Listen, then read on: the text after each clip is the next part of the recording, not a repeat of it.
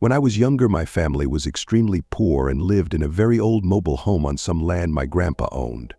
This piece of land was in a very small town out in the middle of nowhere, Texas, and was covered in woods. The town itself was your typical small country town where football was king and there was nothing to do but get drunk or high on the weekend.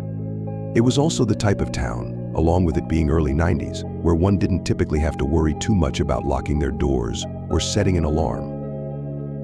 Now, our trailer was a 2-bedroom and my parents, always putting us kids ahead of themselves, slept in the living room on a fold-out couch.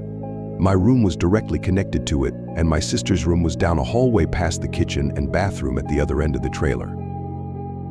One night, after everyone had gone to bed, my dad is woken up by a feeling that there is someone in the room. He looks around a bit and sees a large male figure sitting in the easy chair just feet from the bed.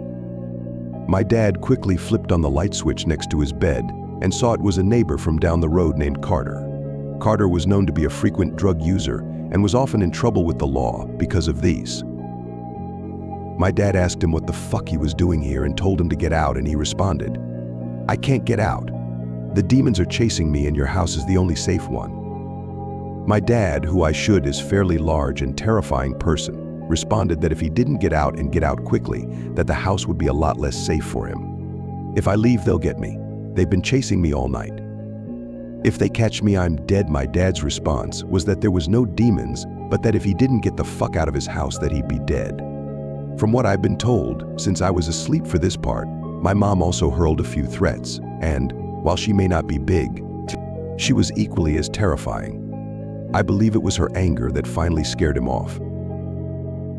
My dad got up and locked the door and watched through the blinds as Carter decided, since he couldn't outrun the demons, he'd steal our old beater Suburban that my dad always left the keys in. He drove around for about an hour. We called the police, and it took them about that long to get out to us since the closest police station was about 20 or 30 minutes away. He finally brought it back and was arrested and taken to jail. He was deemed crazy and ended up locked in a mental institution. The scarier part is that for years after this, we'd get phone calls where all we'd hear is music that would have lyrics like "I'm going to fucking kill you." These calls lasted for years and followed us from house to house, even though we always had different numbers and would even be in different states. We always thought it was him sending us a message. The calls stopped when I was about 12.